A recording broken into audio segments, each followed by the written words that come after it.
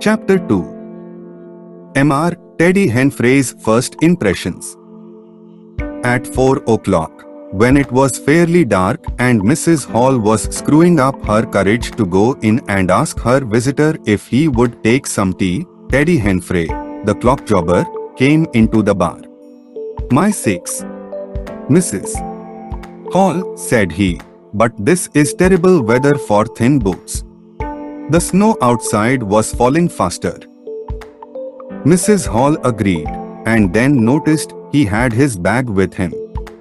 "Now you are here, Mr. Teddy," said she. "I'd be glad if you'd give that old clock in the parlor a bit of a look. 'Tis going, and it strikes well and hearty, but the hour hand won't do nothing but point at 6. And leading the way, she went across to the parlor door and rapped and entered. Her visitor, she saw as she opened the door, was seated in the armchair before the fire, dozing it would seem, with his bandaged head drooping on one side.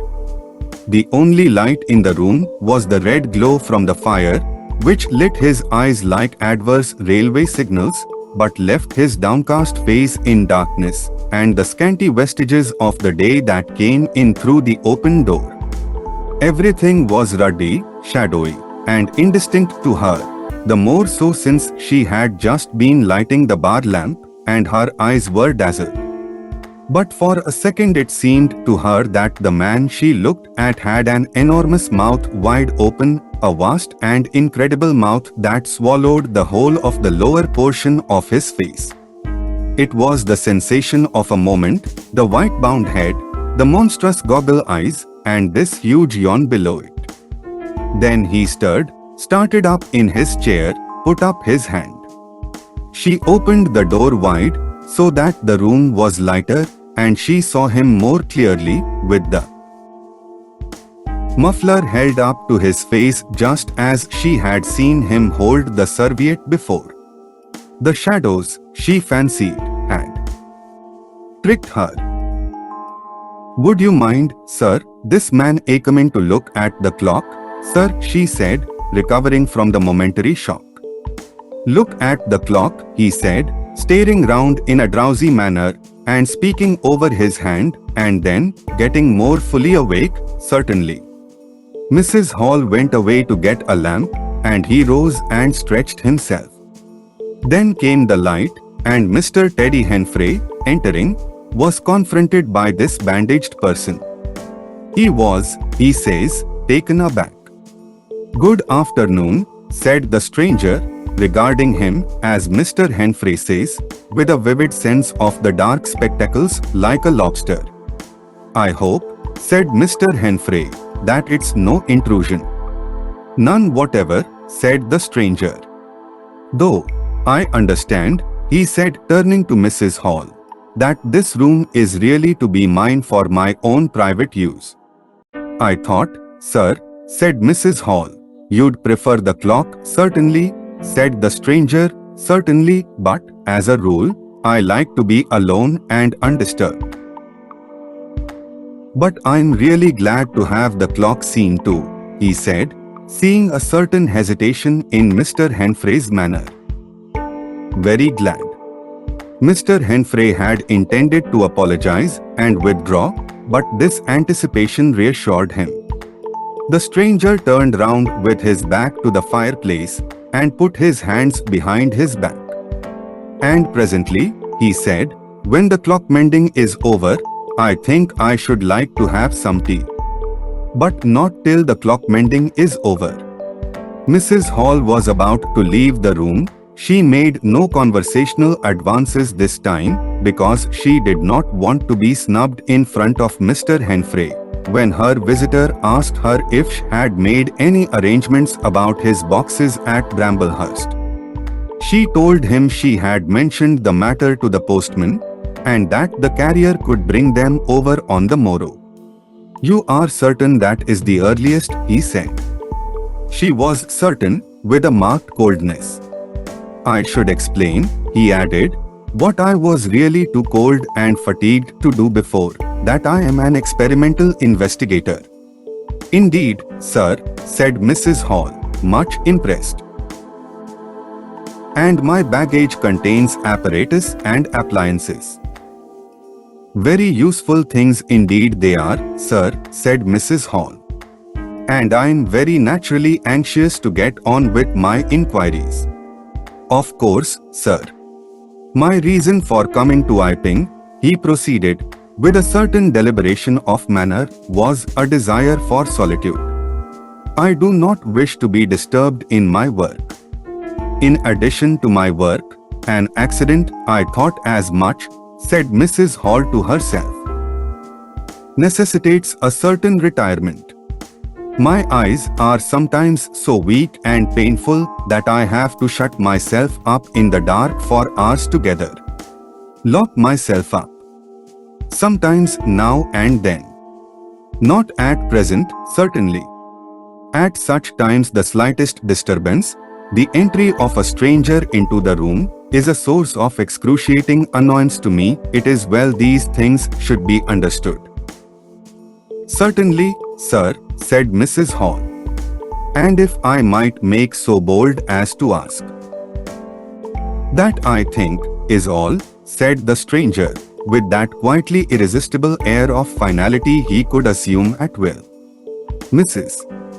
Hall reserved her question and sympathy for a better occasion. After Mrs. Hall had left the room, he remained standing in front of the fire, glaring, so Mr. Henfrey puts it, at the clock mending. Mr. Henfrey not only took off the hands of the clock and the face, but extracted the works, and he tried to work in as slow and quiet and unassuming a manner as possible. He worked with the lamp close to him, and the green shade threw a brilliant light upon his hands and upon the frame and wheels, and left the rest of the room shadowy.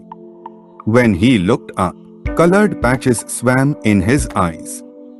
Being constitutionally of a curious nature, he had removed the works, a quite unnecessary proceeding, with the idea of delaying his departure and perhaps falling into conversation with the stranger.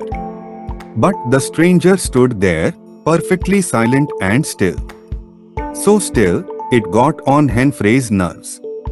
He felt alone in the room and looked up, and there, grey and dim, was the bandaged head and huge blue lenses staring fixedly, with a mist of green spots drifting in front of them. It was so uncanny to Henfrey that for a minute they remained staring blankly at one another. Then Henfrey looked down again. Very uncomfortable position. One would like to say something. Should he remark that the weather was very cold for the time of year? He looked up as if to take aim with that introductory shot. The weather, he began. Why don't you finish and go, said the rigid figure, evidently in a state of painfully suppressed rage. All you've got to do is to fix the hour hand on its axle. You're simply humbugging. Certainly, sir, 1 minute more. I overlooked and Mr. Henfrey finished and went. But he went feeling excessively annoyed. Damn it, said Mr. Henfrey to himself, trudging down the village through the thawing snow. A man must do a clock at times, surely. And again, can't a man look at you ugly? And yet again, seemingly not. If the police was wanting you, you couldn't be more roped and bandaged. At Gleason's corner he saw Hall, who had recently married the stranger's hostess at the Coach and Horses, and who now drove the Iping conveyance, when occasional people required it, to Cedarbridge Junction, coming towards him on his return from that place. Hall had evidently been stopping a bit at Cedarbridge, to judge by his driving. "OW do, Teddy," he said, passing. "You got a rum un up home," said Teddy. Hall very sociably pulled up. "What's that?" he asked. "Rum-looking customer stopping at the Coach and Horses," said Teddy. "My sakes. And he proceeded to give Hall a vivid description of his grotesque guest. Looks a bit like a disguise, don't it? I'd like to see a man's face if I had him stopping in my place, said Henfrey. But women are that trustful, where strangers are concerned. He's took your rooms and he ain't even given a name, Hall. You don't say so, said Hall, who was a man of sluggish apprehension. Yes, said Teddy. By the week. Whatever he is, you can't get rid of him under the week. And he's got a lot of luggage coming tomorrow, so he says. Let's hope it won't be stones in boxes, Hall. He told Hall how his aunt at Hastings had been swindled by a stranger with empty portmanteaus. Altogether he left Hall vaguely suspicious. Get up, old girl, said Hall. I suppose I must see about this. Teddy trudged on his way with his mind considerably relieved. Instead of seeing about it, however, Hall on his return was severely rated by his wife on the length of time he had spent in Cedarbridge, and his mild inquiries were answered snappishly and in a manner not to the point. But the seed of suspicion Teddy had sown germinated in the mind of Mr. Hall in spite of these discouragements. You don't know everything, said Mr. Hall, resolved to ascertain more about the personality of his guest at the earliest possible opportunity. And after the stranger had gone to bed, which he did about 9:30, Mr. Hall went very aggressively into the parlor and looked very hard at his wife's furniture, just to show that the stranger wasn't master there, and scrutinized closely and a little contemptuously a sheet of mathematical computations the stranger had left. When retiring for the night, he instructed Mrs. Hall to look very closely at the stranger's luggage when it came next day. You mind your own business, Hall, said Mrs. Hall, and I'll mind mine. She was all the more inclined to snap at Hall because the stranger was undoubtedly an unusually strange sort of stranger, and she was by no means assured about him in her own mind. In the middle of the night she woke up dreaming of huge white heads like turnips that came trailing after her at the end of interminable necks and with vast black eyes. But being a sensible woman, she subdued her terrors and turned over and went to sleep again.